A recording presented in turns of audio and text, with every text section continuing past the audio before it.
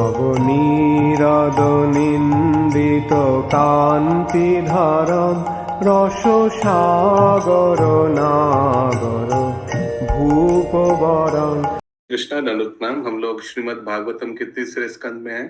छठा अध्याय चल रहा है। आज हम लोग श्लोक संख्या 7 से कंटिन्यू करेंगे, 7 से 10 तक करेंगे। श्रीमद् भागवतम 3.6.7 to 10, 7 नंबर श्लोक।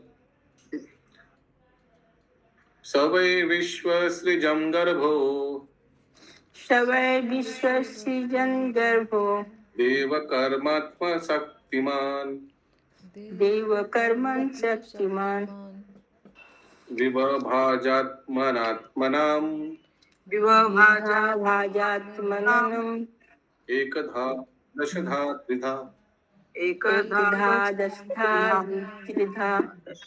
नंदिनी माता जी। हरे कृष्ण। दंडवत प्रणाम।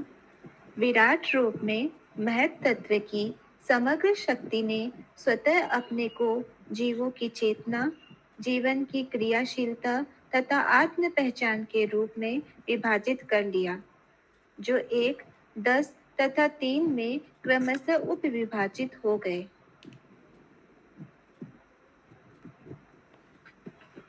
1, 10 and 3. 1, 10 and 3. अच्छा. The total energy of the Mahatattva in the form of gigantic Virat Roop divided himself by himself into the cosmic conscious living entities, the life activity and self-identification, which are subdivided into 1, 10 and 3 respectively. ठीक है, तात्पर्य पढ़ते हैं, clear हो जाएगा। Yes, तात्पर्य। चेतना जीव या आत्मा का चिन्ह है। आत्मा का अस्तित्व चेतना के रूप में प्रकट है, जो ज्ञान शक्ति कहलाता है। समग्र चेतना विराट रूप की होती है और वही चेतना पृथक पृथक व्यक्तियों में प्रकट होती है। चेतना का कार्य प्राण वायु के माध्यम से संपन्न किया जाता है, जो 10 प्रकार की है। ये प्राण वायु प्राण, अपान, उदान, व्यान तथा समान कहलाती है और नाग, कुर्म, क्रुक, क्रुकर, देवदत्त तथा धनंजय के रूप में अलग अलग गुणों वाली भी है। आत्मा 10 प्रकार का प्राण वायु, उसमें ऊपर अनुवाद में 10 दिया था ना, द लाइफ ऑफ एक्टिविटी, 10 प्रकार, 1, 10 and 3 रेस्पेक्टिवली। तो 10 वाला तो अभी मिल गया। The air of life are called prana, upana etcetera, 10 दे दिया। And are also differently qualified as naga, kurma, krikara, devadatta and dhananjaya. ठीक है, आगे। आत्मा की चेतना भौतिक वातावरण द्वारा दूषित हो जाती है और इस प्रकार शारीरिक पहचान के मिथ्या अहंकार में विभिन्न कार्यकलाप प्रकट होते हैं। भगवत गीता 2.41 में इन विभिन्न कार्यकलापों का वर्णन बहुशाखाहांताश्य बुद्धियो व्यवसायी नाम के रूप में हुआ है। बद्ध आत्मा शुद्ध चेतना के अभाव में विविध कार्यों में मोहग्रस्त होता रहता है। शुद्ध चेतनावस्था में केवल एक कार्य होता है। व्यष्टि आत्मा की चेतना उस समय परम चेतना से एक हो जाती है जब इन दोनों के मध्य पूर्व संवय होता है। तो आत्मा प्योर है, चेतना प्योर है, लेकिन दूषित हो जाते हैं 3 गुणों से प्रभावित होकर। वही 2.41 भगवत गीता श्लोक में बताया गया है। और जब दोनों में मैचिंग होता है, the conditional soul is bewildered into various activities. In pure consciousness, शुद्ध चेतना में the activity is one. शुद्ध चेतना में तो एक ही कार्य होता है, भगवान का सेवा करना। The consciousness of individual soul becomes one with the supreme consciousness. यानी व्यक्तिगत कॉन्शियसनेस चेतना और विराट पुरुष का चेतना दोनों एक एक हो जाते हैं। कब? जब भक्ति में जीव लिप्त रहता है। When there is complete synthesis between the two, और दोनों में एकदम सिंथेसिस है, मैचिंग है, वही बोला जा रहा है। किसी का कोई प्रश्न है अभी तक? यस, भाग्य राधा माता जी। Prabhuji, just a clarification, why Virat Roop's consciousness? Why not, why not the other forms? No, Because here, Virat Roop is nothing but the material manifestation of the Supreme Lord in this material world. He appears in the Supreme Lord, in this material world for manifestation. So here it is, the topic is Virat Rupa only. Okay. Because if you see the first sentence, the very first sentence, it is written, the total energy of the Mahatattva in the form of gigantic Virat Rupa, total energy, divides itself by himself into the consciousness of the living entities. Total consciousness is divided because Virat Rupa is nothing but all the living entities in him. So all the living entities consciousness, if you sum it up, it is Virat Rupa's consciousness. Okay. Hare Krishna. Continue, Mataji.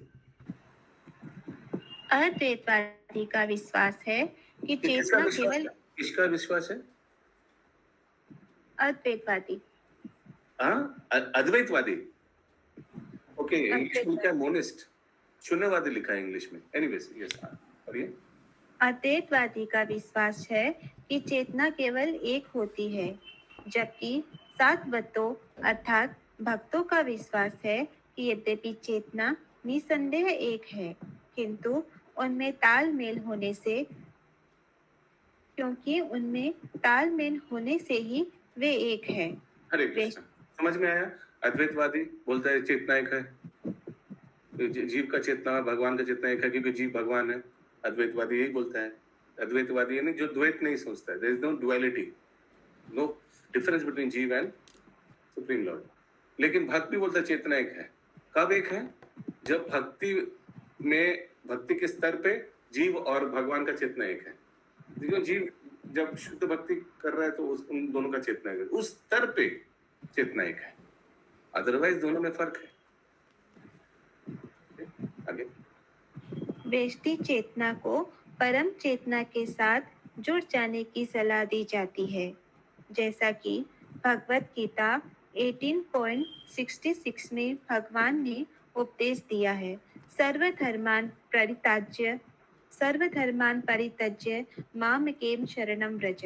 व्यष्टि चेतना अर्जुन को परम चेतना के साथ साथ रहने की और इस तरह अपनी सचेतन शुद्धता बनाए रखने की सलाह दी जाती है। चेतना के कार्यकलापों को बंद करने का प्रयास मूर्खता है, किंतु भगवान के साथ जोड़कर उन्हें शुद्ध किया जा सकता है। यह चेतना शुद्धि की मात्रा के अनुसार आत्म पहचान के 3 गुणों में विभाजित हो जाती है। एक second. This consciousness is divided into 3 modes of self-identification according to the proportion of purity. अच्छा, शुद्धता के हिसाब से स्तर पर चेतना 3 विभाग है बताया जा रहा है। यस, पढ़िए। आध्यात्मिक अर्थात शरीर तथा मन के साथ आत्म पहचान, आदि भौतिक या भौतिक उत्पादों के साथ आत्म पहचान, तथा आदि दैविक या भगवान के सेवक के रूप में आत्म पहचान। हरे कृष्णा। तो ये 3 स्तर है चेतना का। कौन सा बेस्ट है? कौन सा हम लोग होना चाहते हैं? कौन से स्तर पे हम लोग चाहते हैं भक्त लोग? आदि दैविक या भगवान के सेवक रूप में आत्म पहचान। एक्सीलेंट, आदि दैविक। याद रखिएगा, ये तीनों वो 3 प्रकार के क्लेश के जैसे दुख के जैसे दिखाई दे रहे हैं ना, आदि भौतिक क्लेश, आदि दैविक क्लेश, लेकिन वो नहीं है। यहाँ दूसरा एंगल से बताया जा रहा है, चेतना के स्तर। किसी का कोई प्रश्न है? ये आध्यात्मिक चेतना कैसे कहा जाए? जब कोई अपने आप को मैं शरीर हूं, उस समय आध्यात्मिक।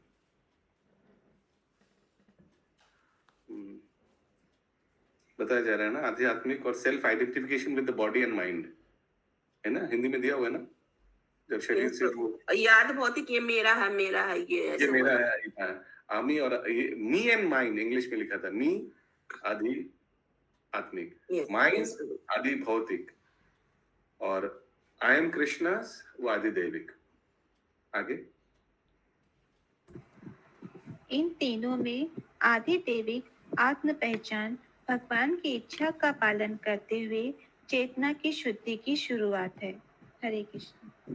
अगला श्लोक 8 नंबर। एष हि अशेष सत्त्वानाम् एष हि अशेष सत्त्वानाम् आत्मंश परमात्मना आत्मनः परमात्मना आद्यो अवतारो यत्वसौ आदो अवतारो यत्रासो भूतग्रामो विभाषवत्यते। भूतग्रामो विभाव्यते।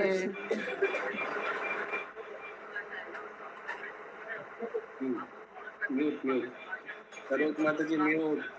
या जो लोग ट्रैवलिंग कर रहे हैं म्यूट में रहिए, आप लोग रिपीट करिए बट अनम्यूट मत करिए। ओके, जो ट्रैवलिंग कर रहे हैं, जो बीच में जो जिनका बैकग्राउंड नॉइज है, नहीं तो क्लास में बहुत नॉइज आता है। दूसरी बात है, जो लोग घर पे हैं, शांत माने कोई परिवेश में है, आप लोग कष्ट करके अनम्यूट करके रिपीट करिए। इससे क्या होगा, आप लोग जगह भी रहेंगे, है ना।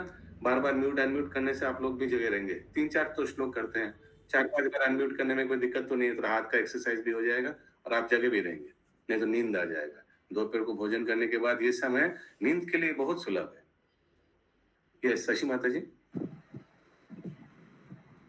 आप कुछ पूछ रहे हैं? हरे कृष्ण प्रभु जी, ये ऊपर वाले तात्पर्य में नाग, कूर्म, टिकर, देवदत्त, धनंजय, ये नहीं समझ में आया।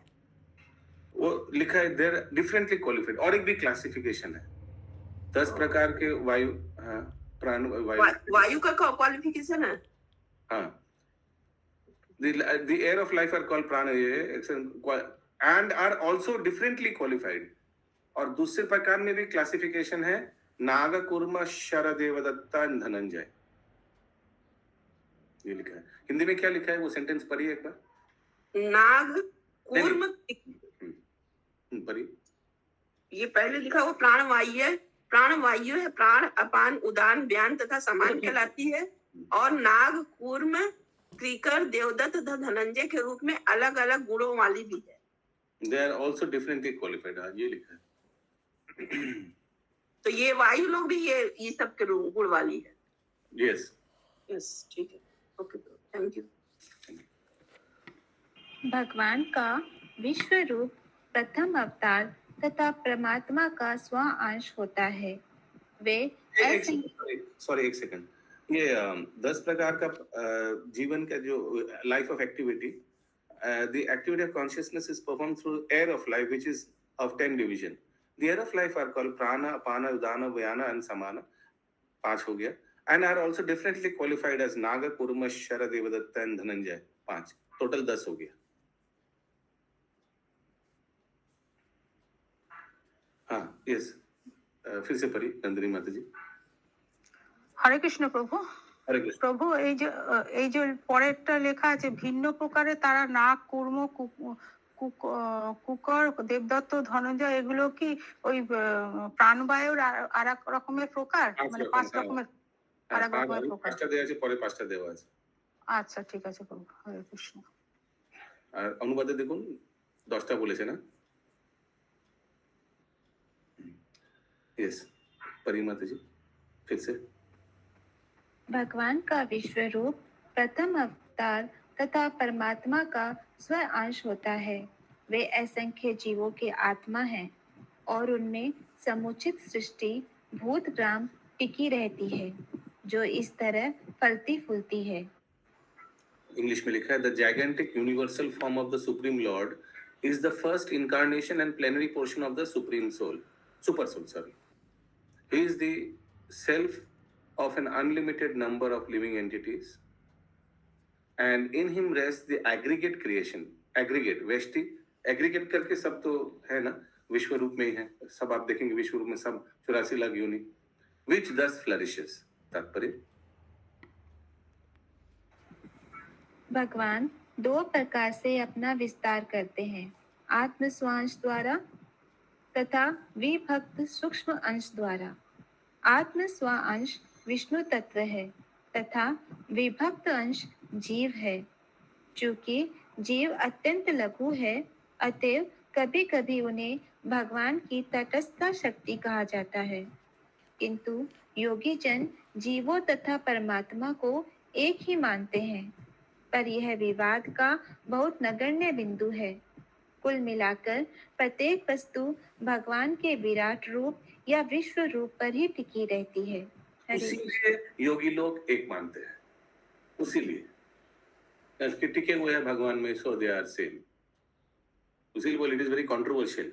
टिके हुए हैं क्योंकि सब कॉन्ग्रीगेट में तो विराट रूप में ही है, उस हिसाब से उन लोग, लेकिन ये समझना गलतफहमी हो सकता है, उसीलिए लिखा है however it's a minor point of controversy. ठीक से सूक्ष्म भक्त लोग समझ पाएगा, लेकिन अदरवाइज बाकी बाहर का आदमी उसमें थोड़ा बोलेगा नहीं भगवान और जीव एक है। देखिए विराट रूप में टिका हुआ है। विराट रूपी प्रभु जी ये विष्णु तत्व हुआ ना।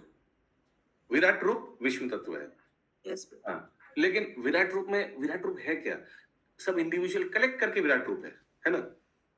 तो उस हिसाब से लोग गलतफहमी कर सकते हैं, अरे जीवात्मा है तो सब, अगर सब जीवात्मा को ऐसा जोड़ेंगे तो विराट रूप मिलेगा, तो विराट रूप भी जीवात्मा होना चाहिए। वो गलतफहमी नहीं होना चाहिए लोगों को। विराट रूप इन सिंपल टर्म्स भगवान का मटेरियल मैनिफेस्टेशन, जड़ जगत क्रिएशन के समय भगवान ने विराट रूप के द्वारा किया।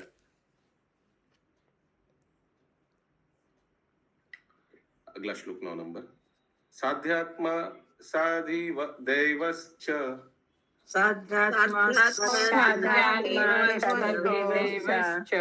साधिभूत इति त्रिधा विराट प्राणो दशाविधा एकधा हृदयेन च।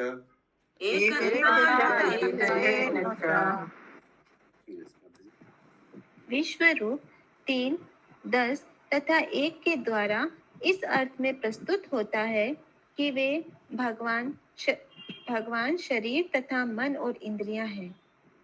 वे ही 10 प्रकार की जीवन शक्ति द्वारा समस्त गतियों की गत्यात्मक शक्ति है, और वे ही एक हृदय है जहाँ जीवन शक्ति सृजित होती है। 3, 10 and 1। 3 क्या हो गया? That he is the body and mind and the senses. ये 3 हो गया, ठीक है। विराट रूपी शरीर, मन और इंद्रिया है, ये 3 हो गया, ठीक है। फिर 10 क्या हो गया? 10 प्रकार का वायु। और फिर 1 क्या हो गया?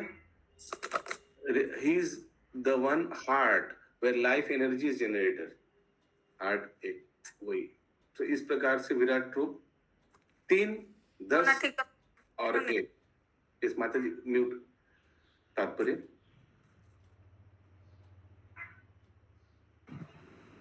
भगवत गीता 7.45। यस, हरे कृष्णा। मुकुंद प्राण प्रभु जी ना 10 और 1 कौन सा हुआ प्रभु जी? लिखा है ना अनुवाद में, लास्ट में देखिए लिखा है, he is the one heart where life energy is generated. One heart, हृदय, ठीक है। क्योंकि हृदय में सब लाइफ एनर्जी, सब वायु है ना उधर। तात्पर्य भगवत गीता 7.4 and 5 में कहा गया है कि 8 तत्व पृथ्वी, जल, अग्नि, वायु, आकाश, मन, बुद्धि तथा मिथ्या अहंकार भगवान की कनिष्ठ शक्ति। कौन सा श्लोक? हाँ, खम मनो बुद्धि एवच। खम मनो बुद्धि, मन बुद्धि खम एवच। Kham is false ego, mind intelligence false ego. भूमि रपि अपु वन अनला वायु, 8 टोटल। आगे भगवान की कनिष्ठा शक्ति के उत्पाद है, जबकि कनिष्ठा शक्ति का उपभोग करते दिखाई पड़ने वाले जीव मूलतः श्रेष्ठ शक्ति से अर्थात भगवान की अतरंगा शक्ति से संबंधित है। हरे कृष्ण। तो कनिष्ठ शक्ति क्या है? ये भौतिक शक्ति यानी बहिरंगा शक्ति, कनिष्ठा बोला जाता है, निम्न। उससे ऊपर क्या है? जीव, जीव तटस्थ शक्ति। क्योंकि जीव में अंतरंगा शक्ति का अंश है, इसीलिए जीव कनिष्ठ शक्ति से ऊपर है। आगे 8 कनिष्ठा शक्तियां स्थूल तथा सूक्ष्म रीति से कार्य करती है, जबकि श्रेष्ठ शक्ति मध्यवर्ती केंद्रीय जनक शक्ति के रूप में कार्य करती है। ऐसा मानव शरीर में अनुभव किया जाता है। हाँ, स्थूल the gross तत्व elements, ना, the gross elements, namely earth, etc., form the external gross body, are like the coat. तो जैसे हम लोग का शरीर है, ये सब पृथ्वी, जल, अग्नि, वायु, आकाश से बना हुआ है, ये कपड़ा जैसा है। और where the subtle mind and falsification acts like the inner clothing of the body. और खम मनोबुद्धि ये सब लाइक सूक्ष्म शरीर जो है ये अंदर का कुछ कपड़ा जैसा है। सोचिए आप कोई बाहर का कुछ कपड़ा पहन रहा है और अंदर में भी ठंड से बचने के लिए कोई कॉटसूल का कुछ कपड़ा पहन रहा है। जस्ट एक से उदाहरण दे रहा हूँ। तो इंटरनल गारमेंट क्या है? सूक्ष्म शरीर। एक्सटर्नल गारमेंट क्या है? स्थूल शरीर। लेकिन असल व्यक्ति कौन है? आत्मा। यही बोला जा रहा है। कनिष्ठा शक्ति प्रभु जी बहिरंगा शक्ति हुआ? बहिरंगा शक्ति, हाँ। आगे।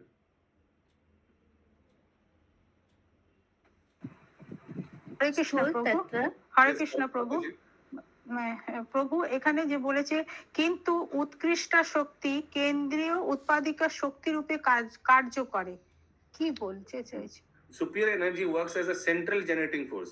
The 8 inferior energies work grossly and subtly, whereas the superior energy, माने आत्मा, works as a central generating force. Generating force, माने main engine. আত্মাটা আছে বলেই generating force শরীরটা চলছে। ঠিক আছে প্রভু। হরে কৃষ্ণ। হ্যাঁ, হরে কৃষ্ণ। स्थूल तत्व पृथ्वी आदि बाह्य स्थूल शरीर का निर्माण करते हैं और ऊपरी वस्त्र कुर्ते के सदृश है, जबकि सूक्ष्म मन तथा मिथ्या अहंकार शरीर के भीतरी वस्त्र बनियान की तरह कार्य करते हैं। शरीर की गतियां सर्वप्रथम हृदय से उत्पन्न होती है और समझ में आया ना? अंदर का इनर आउटर, ओके, यहाँ पर फिर से शरीर का शरीर की गतियां सर्वप्रथम हृदय से उत्पन्न होती है और शरीर के सारे कार्यकलाप इंद्रियों द्वारा संभव होते हैं, जो शरीर के भीतर 10 प्रकार की वायु द्वारा शक्ति प्राप्त करती है। 10 प्रकार की वायु का वर्णन इस प्रकार है। श्वास लेते समय नाक से प्रविष्ट होने वाली मुख्य वायु प्राण कहलाती है। जो वायु गुदा से बाहर निकलती है वह अपान कहलाती है। जो वायु उदर के भीतर भोजन को ठीक करती है और जो कभी कभी डकार के रूप में निकलती है समान कहलाती है। जो वायु गले से होकर जाती है और जिसके रुकने से दम घुटता है वह उदान वायु कहलाती है। जो संपूर्ण वायु पूरे शरीर में चक्कर लगाती है वह व्यान वायु कहलाती है। इन पांचों वायु से भी सूक्ष्म अन्य वायु है। जो वायु आंखों के ओर मुख के खुलने में सहायक बनती है वह नाग वायु कहलाती है। जो वायु भूख को बढ़ाती है कृकर वायु कहलाती है। जो वायु संकुचन में सहायक होती है वह कूर्म वायु कहलाती है। जो वायु अंगड़ाई लेते समय मुंह को फैलाकर विश्राम दिलाती है वह देवदत्त कहलाती है तथा जो वायु संपोषण में सहायक बनती है वह धनंजय वायु कहलाती है। हरे कृष्ण। वही जो थोड़ा आगे 5 + 5 10 प्रकार का वायु बताया जा रहा था, क्या क्या वो 10 प्रकार यहाँ बताए जा रहे हैं। आगे ये सारी वायु हृदय के मध्य से उत्पन्न होती है और हृदय केवल एक है। यह मध्यवर्ती शक्ति भगवान की श्रेष्ठ शक्ति है जो हृदय के भीतर शरीर के आत्मा के साथ आसीन है, जो भगवान के मार्गदर्शन में कार्य करता है। एक सेकंड। इसकी All these air are generated from the center of the heart, which is one only. This central energy is superior energy of the Lord, who is seated within the heart with the soul of the body. This central engine, Paramatma, is superior energy of the Lord, यानी भगवान का अंतरंग शक्ति के एक रूप है. Who is seated within the heart, जो हृदय में बैठा हुआ है, और किन के साथ? आत्मा के साथ, with the soul of the body. Who acts according to the guidance of the Lord. वो आत्मा परमात्मा के निर्देश से चलता है. उपदेष्टा, अनुमंता. This is explained in the Bhagavad Gita as follows. Yes. इसकी व्याख्या भगवत गीता 15.15 में इस प्रकार हुई है. सर्वस्य चाहं हृदि सन्निविष्टो. नहीं. ना. सर्वस्य चाहं हृदि सन्निविष्टो. सर्वस्य चाहं हृदि सन्निविष्टो. सर्वस्य चाहं हृदि सन्निविष्टो. मतः स्मृति ज्ञानं पोहनं च. वेदस्य सर्वैरमेव विद्यो. वेदान्तकृत वेदविदेव चाहम्. संपूर्ण मध्यवर्ती शक्ति भगवान द्वारा हृदय से उत्पन्न की जाती है, जो वहीं पर स्थित होते हैं और स्मरण करने तथा विस्मरण करने में बद्ध जीव की सहायता करते हैं. ये बद्ध हरे कृष्णा, समझ में है? स्मृति ज्ञानम भगवान से आता है, परमात्मा से आता है, क्योंकि एकदम सेंट्रल फोर्स एकदम बैठा हुआ है हृदय के अंदर में, परमात्मा रूप में भगवान. तो याद दिलाएगा नहीं दिलाएगा उनके ऊपर है. या आगे फिर से पढ़िए ये सेंटेंस माता जी. संपूर्ण मध्यवर्ती शक्ति भगवान द्वारा हृदय से उत्पन्न की जाती है, जो वहीं पर स्थित होते हैं और स्मरण करने तथा विस्मरण करने की बद्ध जीव की सहायता करते हैं. यह बद्ध अवस्था जीव द्वारा भगवान की अधीनता की विस्मृति के कारण है. जो व्यक्ति भगवान को भुलाए रखना चाहता है, उसकी भगवान जन्म जन्मांतर भुलवाए रहने में सहायता करते हैं. किंतु जो व्यक्ति भगवत भक्त की संगति के बल पर उनका स्मरण करता है, स्मरण करने में भगवान उसकी अधिकाधिक सहायता करते हैं. इस तरह बद्ध आत्मा अंतोतगत्वा भगवत धाम वापस जा सकता है. भगवान द्वारा दी जाने स्मरण का कुछ उदाहरण, जैसे भरत महाराज को स्मरण करा दिया था हिरण के शरीर में. अरे मैं तो पिछले जन्म में थोड़ा लास्ट फिनिशिंग टच में भूल गया था, भूल कर दिया था, तो ऐसे स्मरण कर देता. अरे नहीं, जरा भरत के केस में भी स्मरण कर दिया था ना, अरे मैं तो भगवान का दास हूँ, इसमें फंसना नहीं है, एक्सेट्रा एक्सेट्रा. तो परमात्मा स्मरण कर देता है जीवों को. स्मृति ज्ञानम. यस, आगे. हृदय के भीतर आत्मा रहता है प्रभु जी, हृदय के भीतर आत्मा रहता है. यस, प्राणवायु के ऊपर तैरते रहता है. हृदय के भीतर 10 प्रकार का वायु है, उसमें एक प्रकार का वायु है प्राणवायु, जो पहला वाला वायु है, उसके ऊपर आत्मा तैरते रहता है. ओके, कोई अगर पूछे where is the position of the soul, it is inside the heart, floating on the pranavayu. आत्मा का ही दूसरा नाम चेतना है ना. Okay, chetana is consciousness. चेतना मन बुद्धि अहंकार. चेतना इज अलग चीज, अलग वस्तु, अलग कॉन्सेप्ट. अच्छा. चेतना, आपका चेतना कौन से स्तर पे है, तो उसका मतलब ही नहीं आत्मा कौन से स्तर पे है. दोनों चीज ही अलग है. चेतना मीन्स माइंड बुद्धि फॉल्स ईगो, मन बुद्धि अहंकार, जो चेतना को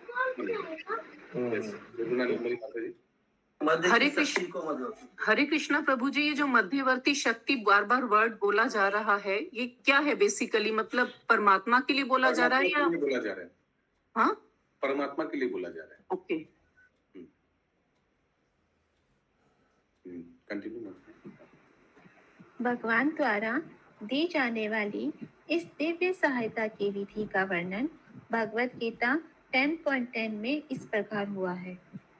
तेषां सतत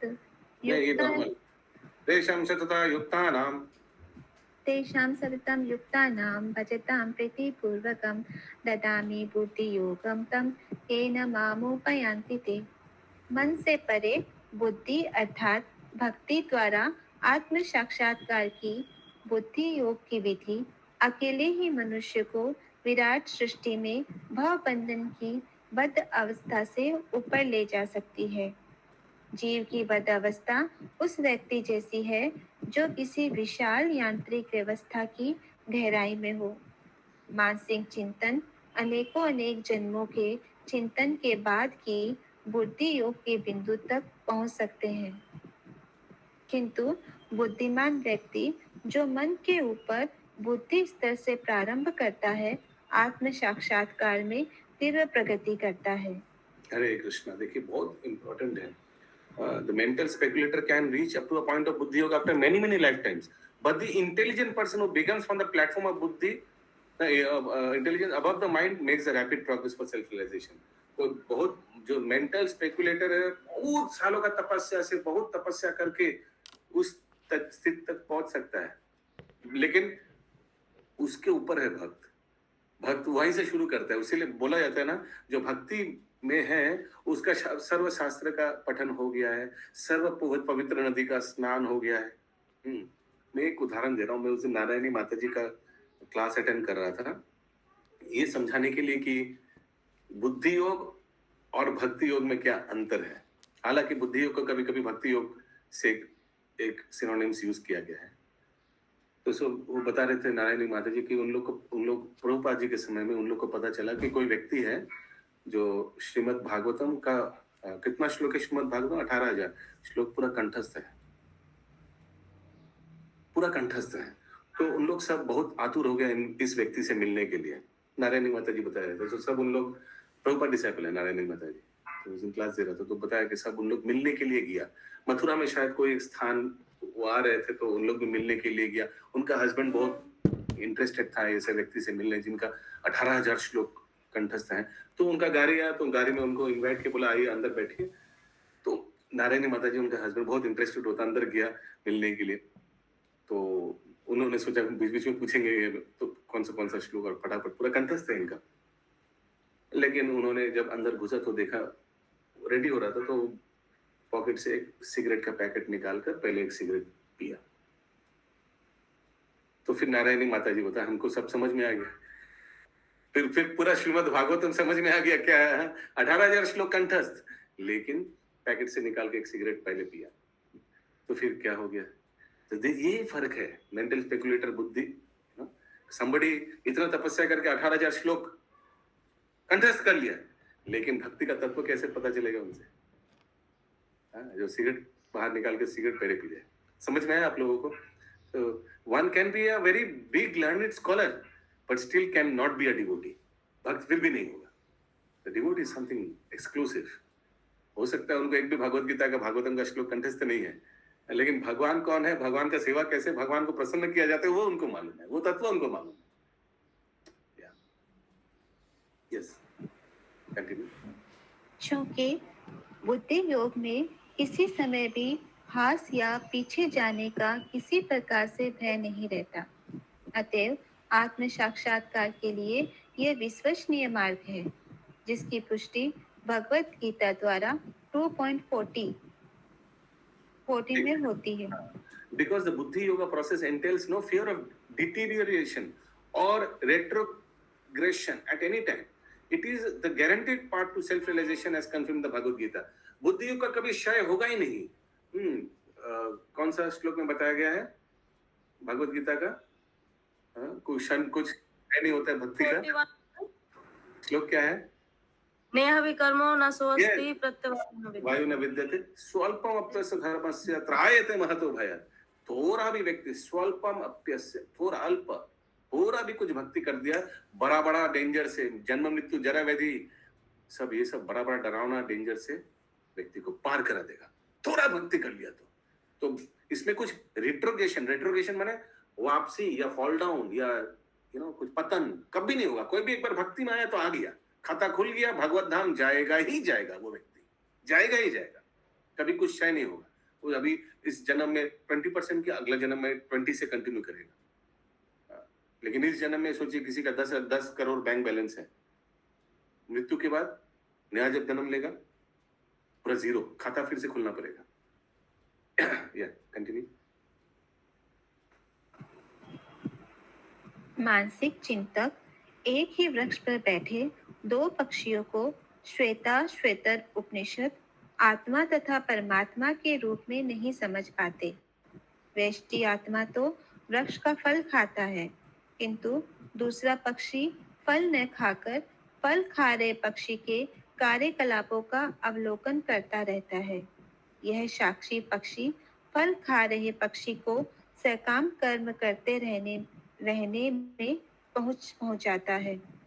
जो व्यक्ति आत्मा तथा परमात्मा या ईश्वर और जीव के इस अंतर को नहीं समझ सकता, वह अब भी विराट यंत्र के पाश में है। अतएव उसे उस समय की प्रतीक्षा करनी होगी जब वह इस बंधन से छूट सकेगा। हरे कृष्ण। अभी भी जो ये आत्मा परमात्मा जीव ये फर्क नहीं समझ रहा है, वो अभी भी वो मशीन में है। कौन सा मशीन, कौन सा श्लोक? यंत्र रूढ़ाणी माया, ये माया का जो मशीन है ना, उसमें अभी भी फंसा हुआ है। यही बताया जा रहा है। वो दो तो परमात्मा प्रभु जी क्यों सकाम कर्म करने के लिए प्रोत्साहित करते रहते हैं? क्योंकि सकाम माने pious activities is a way towards Krishna consciousness. तो उपदेष्टा अनुमान, प्रेरणा देते रहेगा, ये करो, ठीक है, ये ठीक है, वो ठीक है। सकाम इज गुड। सकाम कर्म तो अच्छा नहीं है ना प्रभु जी? हाँ, तो अभी ये तो पूरा अज्ञानी है, ये तो पूरा अज्ञानी है। ये पहला वाला पंछी सिर्फ भोग कर रहा है, फल भोग कर रहा है। तो उसको उस भोगी से योगी बनाओ, योगी से जोगी बनाओ, ऐसे कुछ भोगी से थोड़ा कम से कम प्लेटफॉर्म ऑफ गुडनेस में आएगा।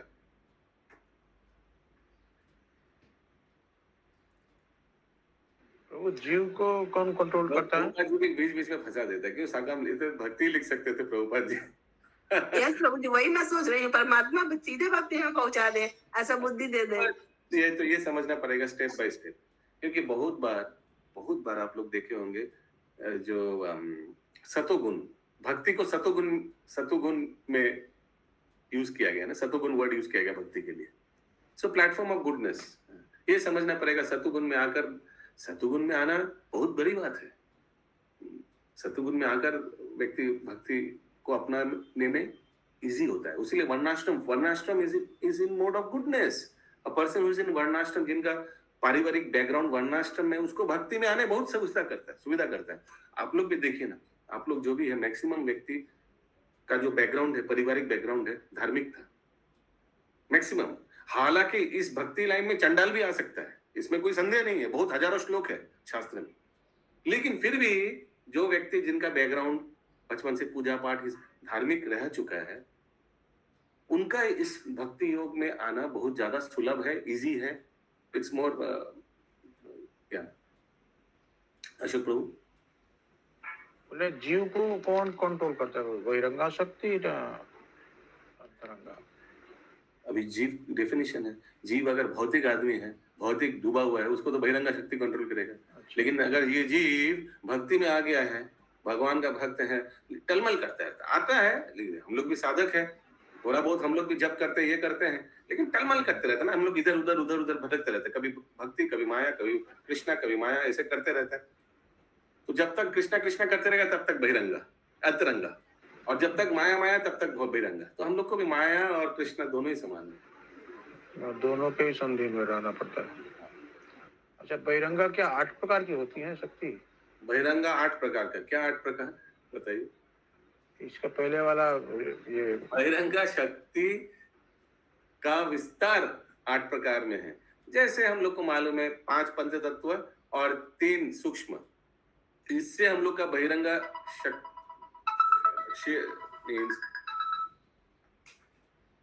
बहिरंगा जो शक्ति का जो विस्तार है, material energy comes in the form of 8।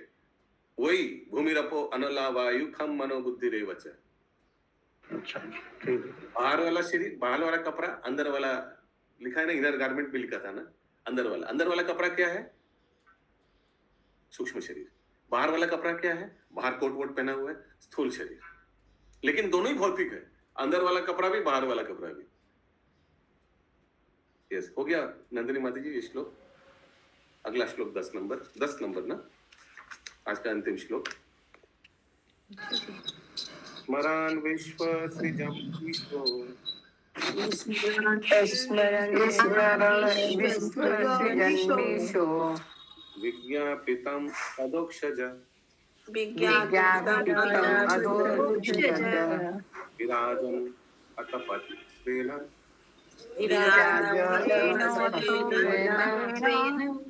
तेजसैषं विवृद्धया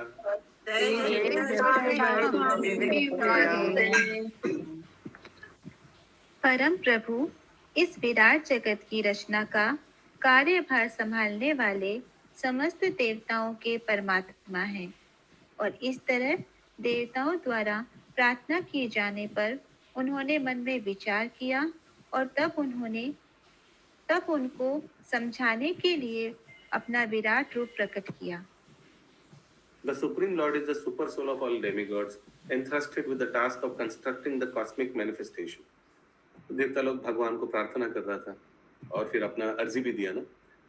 Being thus prayed to by the demigods, he thought to himself and thus manifested the gigantic form for their understanding. तात्पर्य? निर्विशेषवादी लोग भगवान के विराट रूप के प्रति विभ्रमित रहते हैं। वे सोचते हैं कि इस विराट अभिव्यक्ति के पीछे कल्पना का हाथ है, किंतु बुद्धिमान व्यक्ति कारण के महत्व का अनुमान परिमाणों के चमत्कारों को देखकर लगा सकते हैं। उदाहरणार्थ, माता के गर्भ में मनुष्य शरीर का विकास स्वतंत्र रूप से नहीं होता, अपितु इसीलिए होता है कि शरीर के भीतर जीव या आत्मा है। जीवात्मा के बिना कोई भी भौतिक शरीर स्वयं न तो आकार ग्रहण कर सकता है न विकास कर सकता है। जब कोई भौतिक वस्तु विकास प्रदर्शित करती है तो ये समझना चाहिए कि इस अभिव्यक्ति के भीतर आध्यात्मिक आत्मा विद्यमान है। यह विराट ब्रह्मांड धीरे धीरे विकसित हुआ है, जिस तरह किसी शिशु का शरीर विकास करता है। अतएव यह धारणा कि ब्रह्मांड के भीतर ब्रह्म प्रवेश करता है तर्क संगत है। जिस तरह भौतिकवादी लोग हृदय के भीतर आत्मा तथा परमात्मा नहीं ढूंढ पाते, उसी तरह पर्याप्त ज्ञान के अभाव में यह नहीं देख पाते कि परमात्मा ही ब्रह्मांड का कारण है। इसीलिए वैदिक भाषा में भगवान को अवाडमन सागोचर अर्थात शब्दों तथा मनो की धारणा से परे कहा गया है। अवन मनसा गोचर हो गया, ये पैरा हो गया। The Lord is therefore described in the Vedic language as avan manasa gochara, beyond the concept of words and mind. तो ऐसे निर्विशेषवादी लोगों को लगता है कि भौतिक जगत में भगवान प्रवेश करता है। ऐसा नहीं है, भौतिक जगत भगवान से सृष्टि किया है।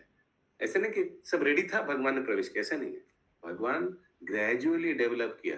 हम लोग सब पढ़ना कैसे स्लोली महातत्व पूरा गठन करके विराट पुरुष रूप लेकर एक एक करके अभी प्रोडक्ट प्रोड्यूस करेंगे। सब देवता लोग आकर प्रार्थना कर रहे हैं, बताइए क्या करना है। किसी का कोई प्रश्न है कोई सेंटेंस में इस पैरा? कंटिन्यू माधुरी।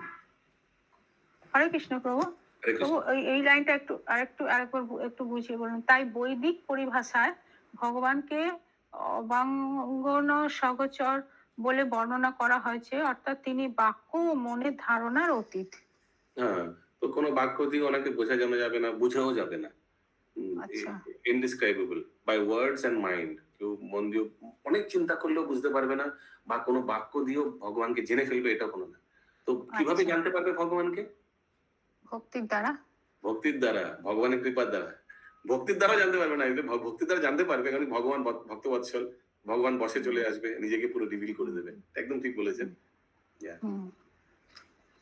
हरे कृष्ण। एक वर्ड आया प्रभु जी, ब्रह्मांड ब्रह्म के भीतर प्रवेश करता है। पूरा सेंटेंस बताइए प्लीज। अतएव यह धारणा कि ब्रह्मांड के भीतर ब्रह्म प्रवेश करता है वही मैं बताया था। ब्रह्मांड बना हुआ है, ब्रह्म प्रवेश करता है, यानी भगवान प्रवेश करता है। ये कौन बोलता है? ये इम्पर्सनलिस्ट मायावादी लोग बोलता है। भगवान प्रवेश करते हैं। प्रवेश क्या करते हैं? सृष्टि भी भगवान, वो जो ब्रह्मांड बना हुआ है वो भी भगवान ने ग्रेजुअली बनाया। बनाए। हाँ, ये चीज हम लोग माने, उसीलिए वो प्रेग्नेंट वुमन का उदाहरण दिया। हाँ, तो लोग बोलते हैं वो प्रेग्नेंट वुमन में अभी आत्मा घुसेगा। अरे आत्मा तो घुसा ऑलरेडी है, उसीलिए आस्ते आस्ते बढ़ रहा है पेट। वो उदाहरण दिया उसीलिए। बेबी पंप देखकर लोगों को मायावादी लोग बोलेगा वो देखिए अब ये इसमें आत्मा घुसेगा। आत्मा घुसा है, ऑलरेडी घुसा हुआ है उसमें, उसीलिए शरीर बढ़ रहा है, पेट बढ़ रहा है। ओके, यस, कंटिन्यू माता जी। अल्प ज्ञान के कारण मानसिक चिंतक ब्रह्म को शब्दों तथा मनो की सीमा में बांधना चाहते हैं, किंतु भगवान इस तरह से नहीं जाने जा सकते। चिंतक के पास भगवान की अनंतता की माप जानने के लिए पर्याप्त शब्द या मन नहीं होता। भगवान अधोक्षज कहलाते हैं, जिसका अर्थ है ऐसा पुरुष जो हमारी इंद्रियों की कुंद सीमित शक्ति की अनुभूति से परे है। कोई व्यक्ति मानसिक चिंतन द्वारा भगवान के दिव्य नाम या रूप को नहीं देख सकता। संसारी पीएचडी वाले अपनी सीमित इंद्रियों से ब्रह्म के विषय में चिंतन कर पाने में बिल्कुल असमर्थ है। ऐसे गर्वित पीएचडी लोगों द्वारा किए जाने वाले प्रयत्नों की तुलना कोप मंडूक के दर्शन से की जा सकती है। जब एक कोप मंडूक को विशाल प्रशांत महासागर की जानकारी दी गई, तो वह प्रशांत महासागर की लंबाई चौड़ाई मापने या समझने के उद्देश्य से फूल कर कुप्पा हो गया। अंत में इस मंडूक का शरीर फट गया और वह मर गया। पीएचडी उपाधि की विवेचना फल कृषि विभाग से की जा सकती है। यह उपाधि धान के खेतों को जोतने वालों के निमित्त है। धान के खेतों को जोतने वालों के द्वारा विराट जगत को तथा ऐसे अद्भुत कार्य के पीछे कारण को समझने के प्रयास की तुलना उस कूप मंडूक से की जा सकती है, जो प्रशांत महासागर की लंबाई चौड़ाई की माप करने का प्रयास कर रहा था। हरे कृष्ण। तो जो कोप मंडूक, वो पीएचडी स्कॉलर, वो सोचिए कोई एक चीज में पीएचडी किया है, उसको वही चीज मालूम है ना? उसका भी भक्ति तत्व देंगे, वो अपना एंगल से देखेगा, वो बहुत डिफिकल्ट हो जाएगा। भगवान का विस्तार, भगवान का अनलिमिटेडनेस वो समझ ही नहीं पाएगा। बोलेगा क्या इतना बड़ा, इतना महान, इतना इतना सब में इतना। भगवान का हर एक चीज पहाड़ उठा देते हैं रक्षा के लिए। लोग अम्ब्रेला उठाते हैं बारिश में, भगवान ने पहाड़ उठा दिया भगवान। So it's very difficult for them to understand the magnanimity of the lord. Last para. भगवान केवल उसी व्यक्ति के समक्ष प्रकट होते हैं जो विनयशील होता है और उनकी दिव्य प्रेमा भक्ति में लगा रहता है। हरे कृष्ण। तो आप समझ सकते हैं ये पीएचडी स्कॉलर जो बड़ा है, उन लोगों का कितना अभिमान ज्यादा है। वो कभी समर्पण करेगा, सबमिसिव होगा। इंग्लिश में लिखा है the lord can reveal himself only to a person who is submissive. वो सबमिसिव होगा नहीं, कभी नहीं। तो इसीलिए भगवान भी रिवील नहीं करेगा। इसीलिए भौतिक ज्ञान ये एक बाधा है ना? कुंती महारानी बताती है ना 4 चीज, तो भौतिक ज्ञान भी एक बाधा है भक्ति के लिए। हालांकि अगर भौतिक ज्ञान अच्छा है तो उसको भगवान की सेवा में लगा दीजिए, तो भक्ति तत्व समझ में आ जाएगा। क्योंकि हम लोग देखते हैं इस्कॉन में भी बड़ा आईआईटी, आईआईएम्स, इंजीनियर्स सब है। लेकिन क्यों है? क्योंकि उन लोग उसी ज्ञान को भगवान की सेवा में लगा रहे हैं। ये जो भक्ति वेदांत गुरुकुल है इस्कॉन में, जो पिछले साल योगी जी ने इनॉग्रेशन किया है, बहुत बड़ा कैंपस हो गया। आगे कृष्ण बल्लभ मंदिर से सटा हुआ था इंटरनेशनल गुरुकुल, लेकिन बहुत छोटा पड़ रहा था। तो यही कृष्ण बल्लभ मंदिर यानी इस्कॉन वृंदावन से लगभग थोड़ा दूर 20 मिनट गाड़ी में 20 मिनट लगता है, 20-25 मिनट लगता है। बहुत बड़ा कैंपस बनाया है, बहुत बड़ा कैंपस, और वहाँ बहुत सुंदर से गुरुकुल बनाया है। तो मैं क्यों अचानक गुरुकुल का वर्ड लाया? क्या मैं समझा रहा था? हाँ, तो हाँ, बोल रहे थे कि यहाँ पे इस्कॉन में बड़े सब हैं। या तो इसमें गुरुकुल में सब IIT Kanpur, IIT Powai, IIT Chennai, ये सब का सब प्रोफेसर लोग पढ़ा रहे हैं और बहुत सामान्य वेतन लेता है, लेकिन पूरा अपना जीवन को भक्त लोग को डेवलप करने के लिए रह गया, क्योंकि लोगों को लग सकता है कि गुरुकुल में जाएंगे सब अनपढ़ गवार लोग, जो भक्त हो गया उन लोग रहेगा। ऐसा मैक्सिमम लोगों को कैसे लगता है? गुरुकुल में बच्चे लोग को डालेंगे, सब कहाँ कहाँ का लोग जो कभी पढ़ाई वढ़ाई नहीं किया उन लोग आ गया होगा, लेकिन यहाँ वैसा नहीं है। पूरा एकदम ऐसा क्वालिफाइड, बहुत मटेरियली बहुत क्वालिफाइड। क्या मटेरियल क्वालिफाइड? अभी तो प्रभु आपने बताया कि कुंती महारानी बताई कि ये भौतिक ज्ञान बाधा है भक्ति के लिए। नहीं, अगर भगवान की सेवा में लगाएंगे तो बाधा नहीं रहेगा। तो इन लोग सब भगवान की सेवा में लगाया है और बहुत अच्छा ये भक्ति वेदांत इंटरनेशनल गुरुकुल बनाया है।